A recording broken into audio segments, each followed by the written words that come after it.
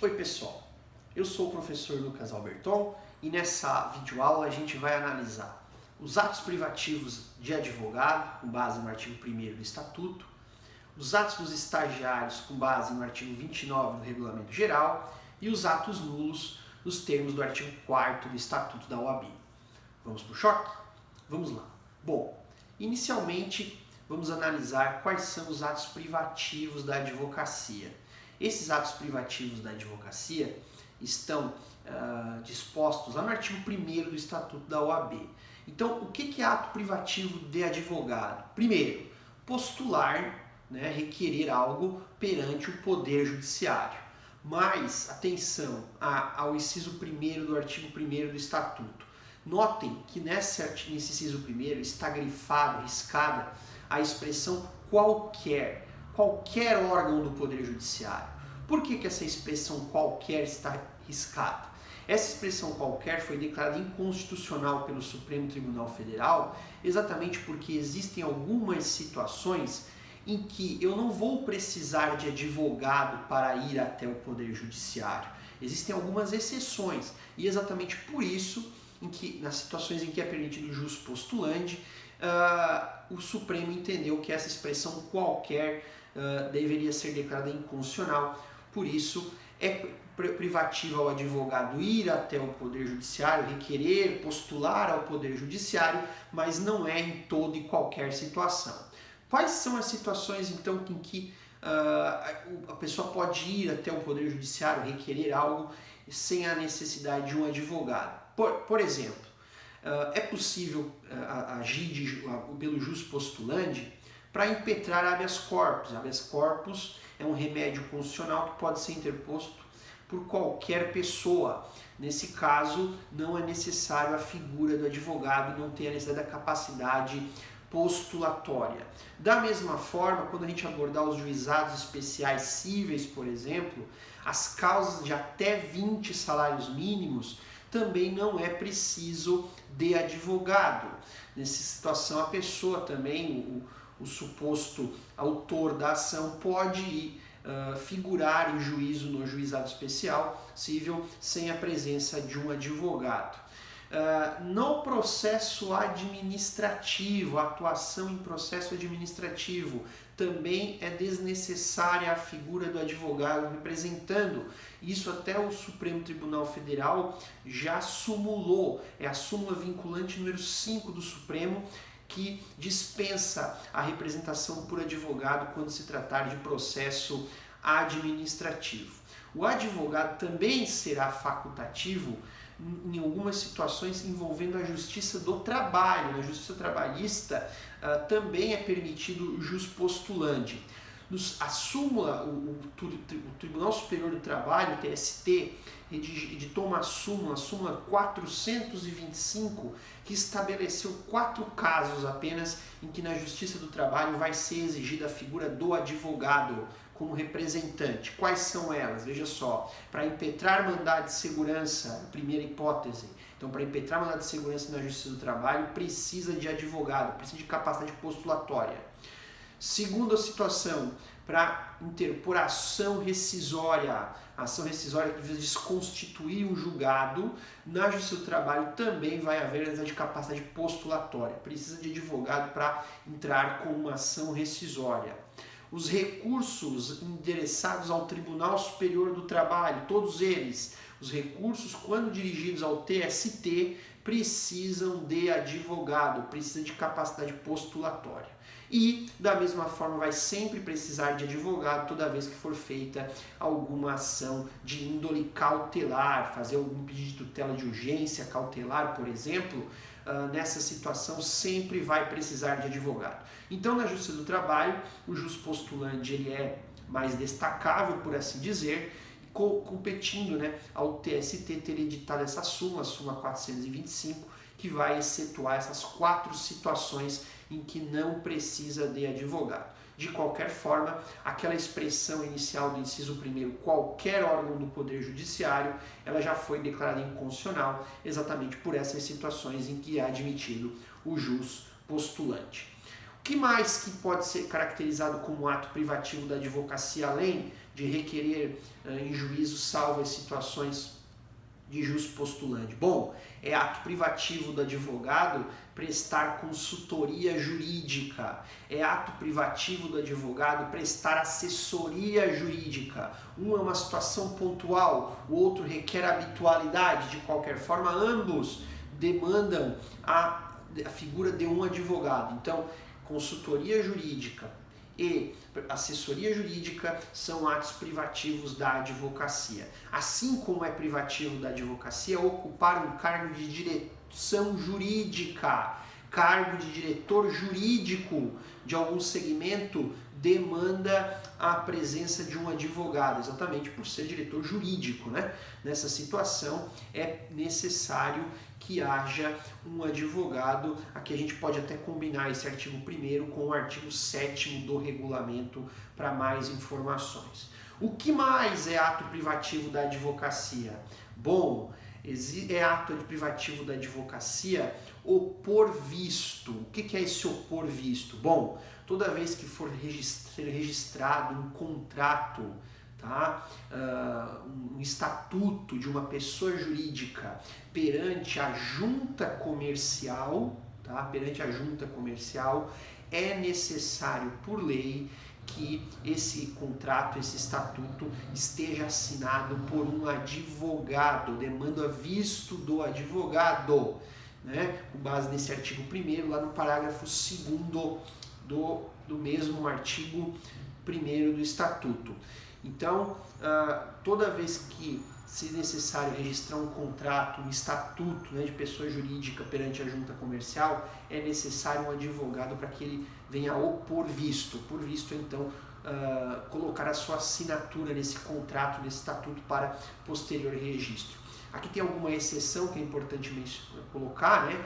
Quando se tratar de microempresa ou empresa de pequeno porte, é dispensado esse visto do advogado, inclusive na lei própria que trata especificamente ali das microempresas, como é a lei complementar 123 de 2006, lá no artigo 9º, por exemplo, no parágrafo 2º, está exatamente disposto isso, de que quando for haver o registro de microempresa ou de empresa de pequeno porte, é dispensável o visto do advogado. Quando houver a necessidade de, naturalmente, opor esse visto, dessa assinatura, desse contrato, desse estatuto, há que se observar o que diz o artigo 2º, parágrafo único do Regulamento Geral da Advocacia. Por quê? Porque nesse artigo 2º, parágrafo único do regulamento, tem uma exceção sobre qual advogado pode ou não opor visto. Porque existem advogados que, com base na função que exercem, o que ocupam, estão impedidos de opor visto. Quais são os advogados que estão impedidos de opor visto? Bom, quem trabalha para a administração pública, direta ou indireta, né? Quem trabalha em junta comercial, né? Desde que esse contrato venha a ser registrado na junta em que ele trabalha, tá? Então, quando o advogado trabalhar para a administração pública, direta ou indireta, ou quando ele trabalhar na mesma junta comercial da onde esse contrato, esse estatuto vai ser registrado, esse advogado está impedido de opor visto. Isso não quer dizer que esse contrato ou esse estatuto vai poder ser registrado sem assinatura de advogado. Não é isso. O que está se dizendo ali é que esse advogado especificamente, que trabalha para essa junta comercial, que trabalha na administração pública direta ou indireta, está impedido de opor visto. Então vai ter que achar algum outro advogado que não tenha esse impedimento para poder cumprir o disposto nesse artigo 1º, porque opor visto é sim um ato privativo da advocacia. Então esses são os atos privativos de advogado nos termos do artigo 1º. Agora analisamos então quais são os atos dos estagiários, com base no artigo 29 do regulamento da advocacia. Bom, inicialmente compete esclarecer, né, que esse estagiário é um estagiário inscrito na OAB. né? Não é qualquer estagiário que presta um estágio em determinado escritório de advocacia, em determinado órgão do Poder Judiciário. É um estagiário inscrito na Ordem dos Advogados do Brasil, que cumpridor dos requisitos exigíveis no próprio estatuto, né? Vai ganhar sua credencial azul, enfim, cumpridor desses requisitos, tem que ter fiscalização de um escritório de advocacia, já tratamos disso em aulas passadas. De qualquer forma, é esse estagiário que nós estamos nos referindo. E o que nós vamos destacar aqui? Nós vamos destacar que atos esse estagiário pode promover, seja em conjunto com um advogado, seja isoladamente. Bom, com base no artigo 29 do regulamento, é importante frisar primeiro o seguinte, né? Que em conjunto com um advogado que, digamos, fiscaliza a sua atuação como estagiário, enfim, esse estagiário pode praticar qualquer ato, certo? Em conjunto com o advogado, o estagiário pode praticar qualquer ato. Agora, existem algumas situações, e são apenas quatro atos, que lá no artigo 29 temos 3 incisos, né? Temos um parágrafo que vão regular a 4 atos que esse estagiário, vai poder fazer isoladamente, sozinho. Quais são esses atos? Bom, ao estagiário, isoladamente, é competido fazer, primeiro, retirar em carga autos, né?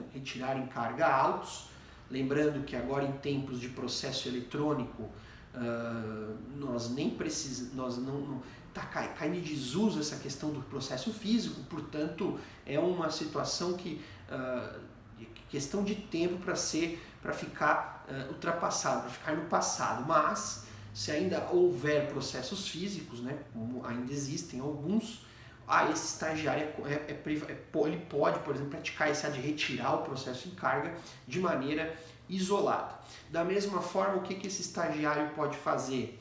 Ele pode requerer a expedição de certidões de andamento processual, determinadas certidões a serem expedidas pela secretaria, né, da vara, pelo secretário da vara, pelo cartório judicial, enfim.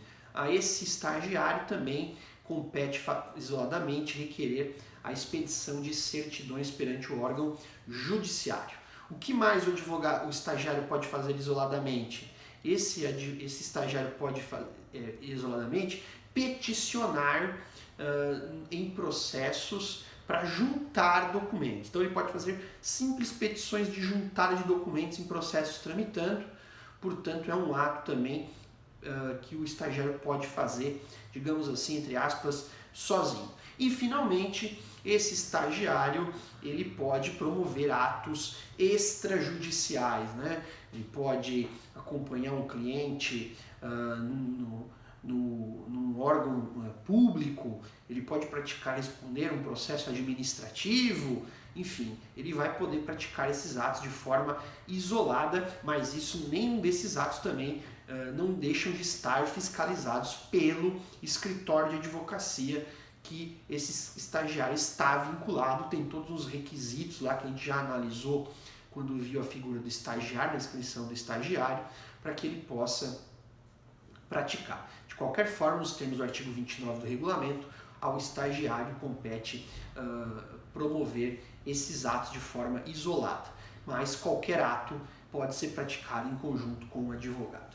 E para fechar, então, os atos nulos. Quais os atos que, uma vez praticados por supostos advogados, podem ser declarados nulos no artigo 4º do Estatuto? Bom, quais são os atos praticados que podem ser considerados nulos? Primeiro, atos praticados por pessoa não inscrita na OAB, ou até mesmo podemos incluir aqui pessoas que fraudaram algum requisito legal para inscrição como advogado, e isso foi descoberto posteriormente. A pessoa, por exemplo, falsificou o seu diploma de aprovação no curso de Direito, ou falsificou a aprovação do exame de OAB, e aí, por exemplo, tornou-se advogado, praticou atos como advogado, e depois se descobriu que essa pessoa fraudou a sua inscrição na ordem. Nessas situações, todos os atos praticados por essa pessoa não podem, inclusive, serem referendados por um outro colega advogado. Os atos serão considerados todos nulos. Então, a pessoa não inscrita na OAB, pessoa que exerce, digamos assim, a advocacia de forma irregular, de forma em que ele não está efetivamente inscrito, essa pessoa, os atos que praticar como advogado serão considerados nulos. Também serão considerados nulos atos praticados por pessoa impedida, no limite da sua impedimento. Então, as pessoas impedidas têm uma restrição para o exercício da advocacia. Por exemplo, procuradores públicos, né, os procuradores, não podem advogar contra quem lhes remunera, contra a fazenda pública. Logo, se praticarem algum ato de algum processo contra a fazenda pública, esse ato vai ser considerado nulo, porque eles têm um impedimento, eles têm uma restrição para advogar, por exemplo, contra quem eles remunera.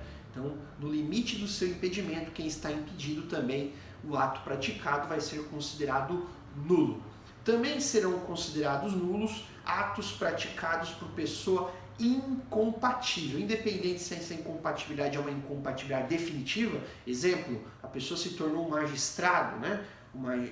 Por fato de exercer uma atividade profissional, teve que se desligar obrigatoriamente da advocacia, teve que pedir aí o cancelamento da sua OAB, logo é uma incompatibilidade definitiva. Então, se praticar algum ato como advogado, porque tornou-se magistrado e continuou a inscrição lá aberta por algum equívoco, enfim, nesse caso o ato vai ser considerado nulo. Também vai ser considerado nulo se, por exemplo, esse advogado que tinha uma incompatibilidade provisória, como por exemplo, ele está exercendo a atividade de chefe do Poder Executivo, ele é o presidente da República, ele é o governador, ele é o prefeito da cidade, são cargos, são mandatos, né, por um curto período.